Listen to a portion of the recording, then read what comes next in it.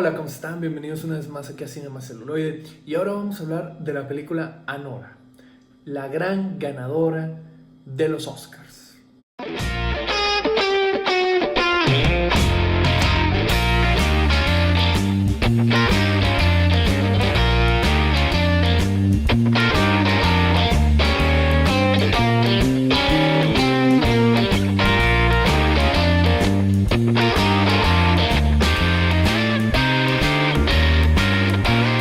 Esta película está dirigida por Sean Baker, un director independiente que ha hecho proyectos anteriores, son bastante interesantes como Tangerine o Florida Project, y está protagonizada por Mickey Madison o Mikey Madison, como lo quieran llamar, y aparecen otros actores. El principal vendría siendo Yura Borisov, no por su personaje, sino porque también fue nominado al Oscar como secundario.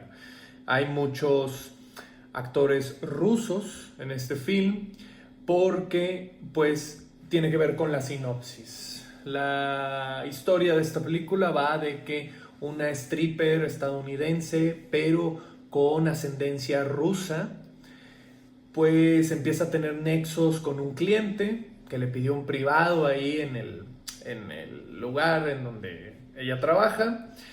Y entonces empieza a llevarse mucho con este joven y resulta que es un hijo de un oligarca ruso.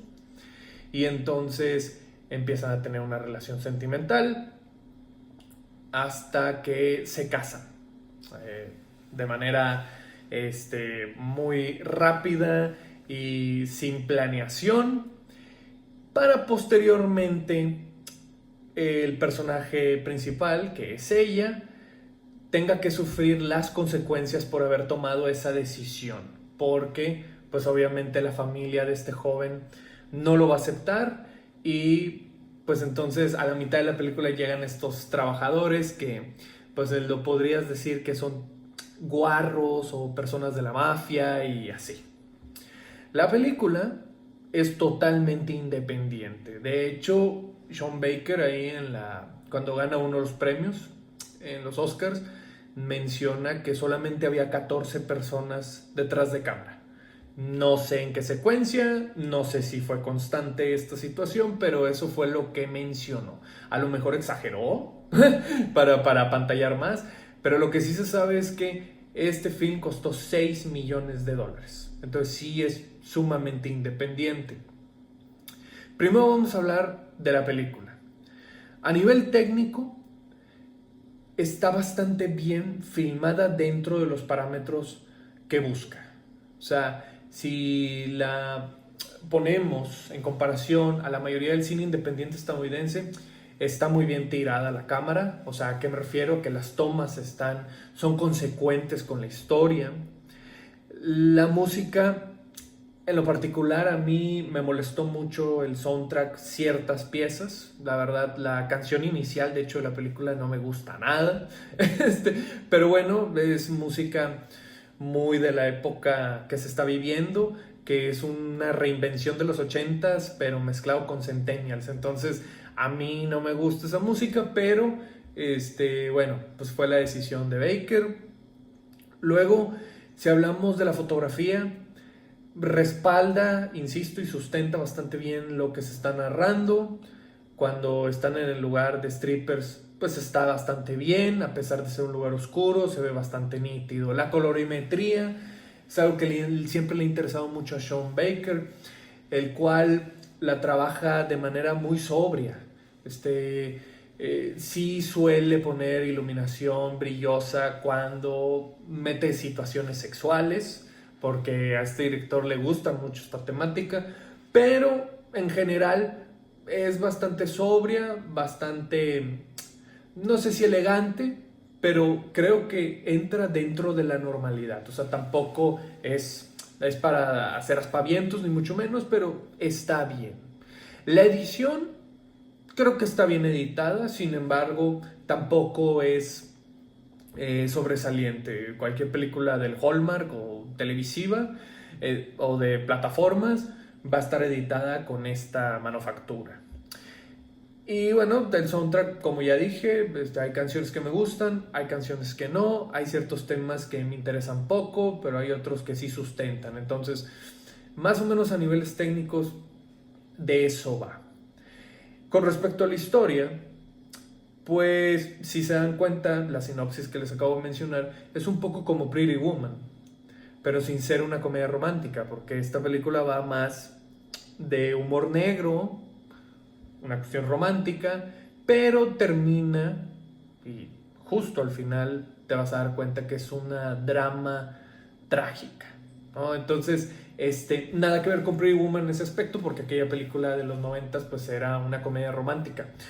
Sin embargo, el Pretty Woman original, no sé si lo sepan, pero lo que pasa es que terminó en la producción la compañía Disney de aquella película, pero el guión original era muy semejante a esta película.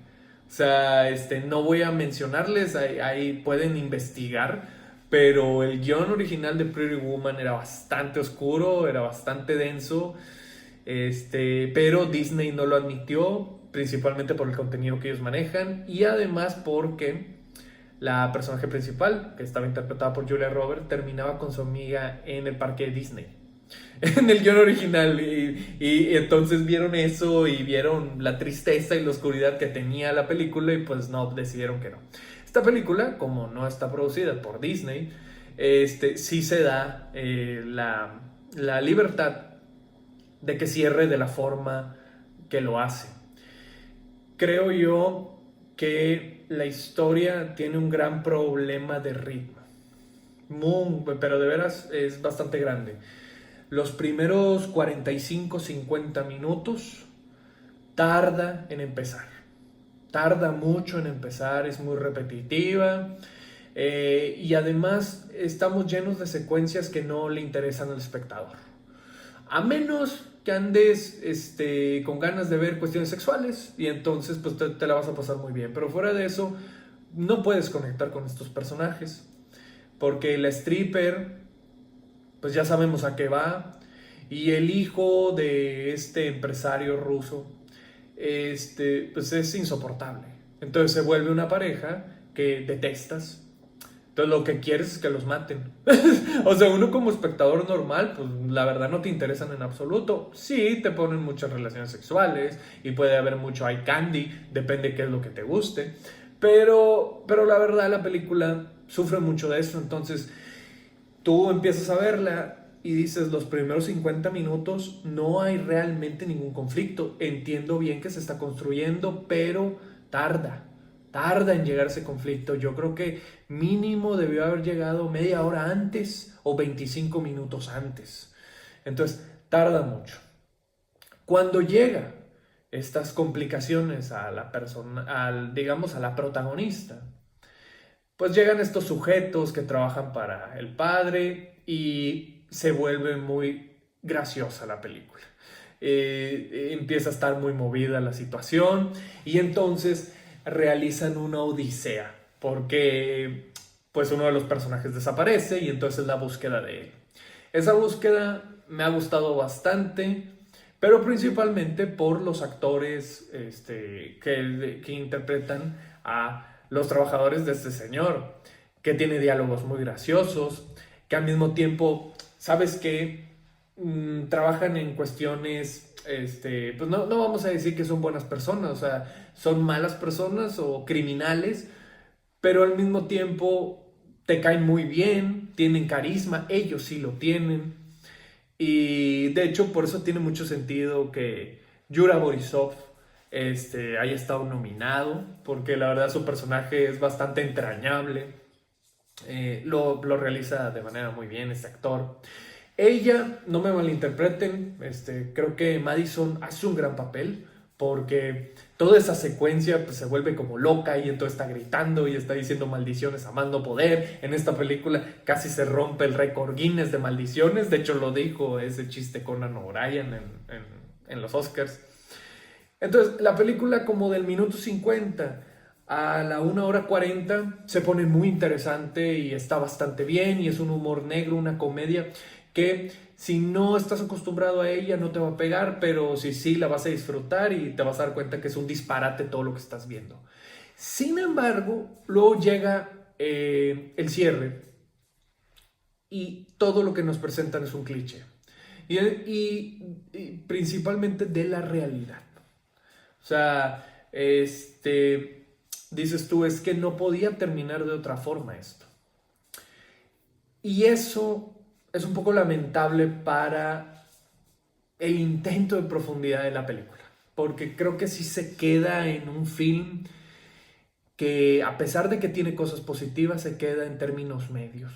Es una película independiente que yo siempre valoraré mucho ese cine porque no tiene las grandes economías de las productoras, pero la historia sí se queda a la mitad, el inicio es bastante intrascendente, aburrido, y el final, esta conclusión, pues a mí no me convence porque pues era muy lógico, entonces es predecible, y es lo peor que le puede pasar a una historia en el cine, que sea predecible. Entonces, la verdad, la película me deja muy a la mitad.